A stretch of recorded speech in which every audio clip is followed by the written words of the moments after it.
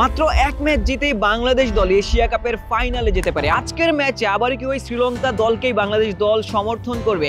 শ্রীলঙ্কা যদি আজকের ম্যাচটা জিতে নেয়, পাকিস্তান এশিয়া কাপ থেকে বাদ পড়ে যাবে। শ্রীলঙ্কার একটা জয় থাকবে। শ্রীলঙ্কার সবশেষ ম্যাচে প্রতিপক্ষ ইন্ডিয়া, ভারতকে হারানো এই মুহূর্তে প্রায় অসম্ভবই মনে হচ্ছে। সেক্ষেত্রে শ্রীলঙ্কার জয় হবে মাত্র এক ম্যাচ। বাংলাদেশ যদি পাকিস্তানের বিপক্ষে হেরেও যায় কিংবা ওই ইন্ডিয়ার বিপক্ষেও যদি বাংলাদেশ হেরে যায়, তবুও কিন্তু বাংলাদেশের ওই এশিয়া কাপের ফাইনালে ওঠার পথটা কিন্তু খোলা থাকবে। আমার বিশ্বাস যে আমরা ফাইনাল খেলবো। চ্যাম্পিয়নটা হয়তো বা আমি বলতে পারবো না, কিন্তু ফাইনাল খেলার মতন সিচুয়েশনে আমরা আছি। আমার কাছে মনে হয় যে আমরা নেক্সট দুইটা ম্যাচে যদি রেজাল্ট আমাদের ফরে নাও আসে, যদি আমরা ভালো ক্লোজ ম্যাচও হারি, আর কালকে যদি আপনার শ্রীলঙ্কা পাকিস্তানের সাথে শ্রীলঙ্কা উইন করে, তাহলে একটা ম্যাচ উইন দিয়েও কিন্তু ফাইনাল খেলা সম্ভব। তো আমি বিশ্বাস করবো যে আমরা দুইটা ম্যাচই উইন করার জন্য নামবো এবং ভালো ক্রিকেট খেলবো। লাস্ট ম্যাচ আমাদের পাকিস্তানের সাথে, সেই ম্যাচে যদি আমরা ভালো ক্রিকেট খেলতে পারি, রিসেন্টলি আমরা আমাদের হোম কন্ডিশনে তাদের হারিয়েছি, তো সেই কনফিডেন্সটা তো দিবে আমাদের।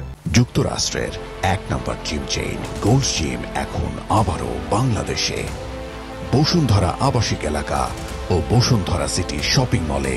বাংলাদেশের পরবর্তী ম্যাচ ভারতের বিপক্ষে। শক্তিশালী ভারত, যারা এখন পর্যন্ত অপরাজিত। তবে ওমান কিন্তু তাদেরকে বেশ কষ্টসাধ্য একটা জয় উপহার দিয়েছিল। ওমান ভালোই লড়াই করেছিল। সেখান থেকে বাংলাদেশ হয়তোবা ওই আত্মবিশ্বাস নিতে পারে, বাংলাদেশ আগ্রাসী ক্রিকেটটাই খেলতে পারে। আশরাফুল মনে করছেন দুটা পরিবর্তন বাংলাদেশ দলে প্রয়োজন।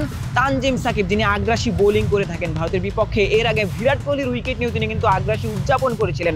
তার আগ্রাসী আক্রমণাত্মক বোলিংটাই বাংলাদেশ দল ভারতের বিপক্ষে পেতে পারে। কিংবা ওই রিশাদ হোসেন, দুবাইয়ের উইকেটে রিশাদ কার্যকর ভূমিকা পালন করতে পারেন। আগ্রাসী বোলিং দিয়ে তানজিম সাকিবও ভূমিকা রাখতে পারেন। সেই কারণে আশরাফুল প্রত্যাশা করছেন ভারতের বিপক্ষে দুটি পরিবর্তন নিয়ে বাংলাদেশ দল মাঠে নামবে।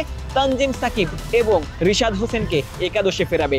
টিম ম্যানেজমেন্ট কিন্তু টিম দেখে তারপর সিলেকশনটা করছেন, এবং সবচেয়ে ভালো যে জিনিসটা আমার কাছে লাগছে যে যাদেরই সুযোগ দিচ্ছেন তারা ভালো করছেন। একটা ভালো টিম তখনই হয় যখন আপনার বেঞ্চের প্লেয়াররা সুযোগ পাবে এবং সুযোগ পেলে ভালো করবে, সেটা খুব ইম্পর্টেন্ট। আমার কাছে মনে হয় যে ইন্ডিয়ার সাথে হয়তো বা আমরা রিশাদকে নিয়ে আসতে পারি তার লেগ স্পিনের কথা চিন্তা করে, যেহেতু ইন্ডিয়ার সবগুলো ব্যাটসম্যানই খুব অ্যাগ্রেসিভ।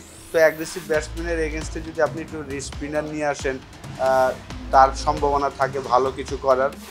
আরেকটা জায়গায় হয়তো বা তানজিম সাকিবকেও নিয়ে আসতে পারে, তার অ্যাগ্রেসিভ যেই জিনিসটা ইন্ডিয়ার সাথে আমরা হয়তো বা তানজিম সাকিবকেও নিয়ে আসতে পারে। এই দুইটা চেঞ্জ হতে পারে, এটা আমার মনে হচ্ছে, কিন্তু ওনারা ফাইনাল ডিসিশনটা আসলে ম্যানেজমেন্ট নেবে।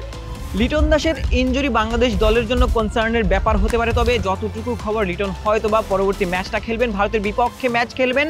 বাংলাদেশ দল দুটা ম্যাচ, পাকিস্তান এবং ভারত, যে কোনো একটা ম্যাচ জিতে বাংলাদেশ ফাইনালে উত্তীর্ণ হতে চাইবে। বাংলাদেশ প্রথমবারের মতো এশিয়া কাপ জয়লাভ করতে চাইবে। আশিক সারওয়ার, নিউজ 24।